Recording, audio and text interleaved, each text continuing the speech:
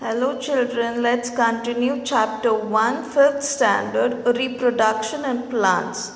Here today we are covering the topic reproduction and plants from other parts of the plant. See here we have not all the plants grow from seeds. There's also other process of growing plants. So their reproduction process takes place through the body parts such as roots, stem and leaves. Coming to the roots, the sweet potato is actually a root of a sweet potato. The plant does not reproduce any seed. So the root itself grows into a mother plant. So the other next is stem cutting.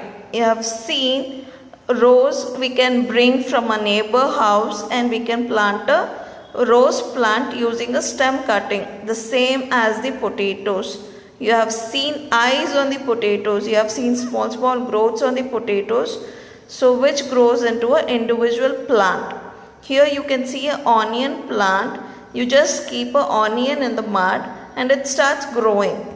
So it's same as the ginger also. Same like potatoes, even ginger have eyes. Even that grows into a new plant. So coming to leaves. Plants such as bryophyllum reproduce through small bud-like growths at the edges of their leaves. These buds fall off from the leaves and then grow into a new plant. Here you can see the plant has small leaf buds. When they become a bit bigger, they just fall off from the leaf and become into a new plant if provided with good sunlight, mud, water, everything. Now, how do we get food from plants? Most living things depend upon plants for food and nutrition. That is very much obvious. So plants that are grown in large numbers are called as crops. Crops have typical needs in terms of temperature, soil, water, sunlight, etc. and thus cultivated accordingly. Rice needs a hot weather and a wet climate and plenty of water.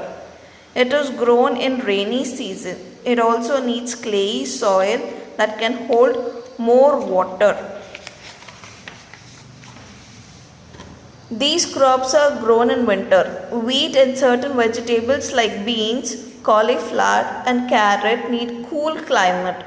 Cabbage, peas, radish and turnips also grow well in such conditions. Measure taken to grow a good quality crops. So normally we need a good seed to produce a good crop. In order to get a good crop, we also need to provide good nutrition to the plants, manure, fertilizers and other things.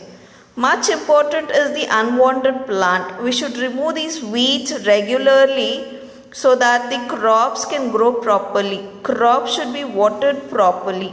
Protection of crops from the pests and insects and being eaten by herbivores. Minimum use of pesticides and fertilizers should be ensured. Proper storage of harvested crops should be ensured.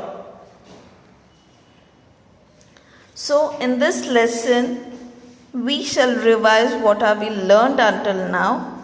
We have learned the process by which a seed grows into a seedling is called germination. So what is germination? We have known now. Wind, water and animals are agents of seed dispersal. In some plants, naturally dried fruits or pods explode and the seeds are dispersed. Most plants reproduce through seeds. Through there are the other parts such as roots, stems and leaves that also help in reproduction process. Different types of crops are grown in different types of soil and different seasons. Crops need protection against insects, pests, diseases and herbivores. So the chapter ends here.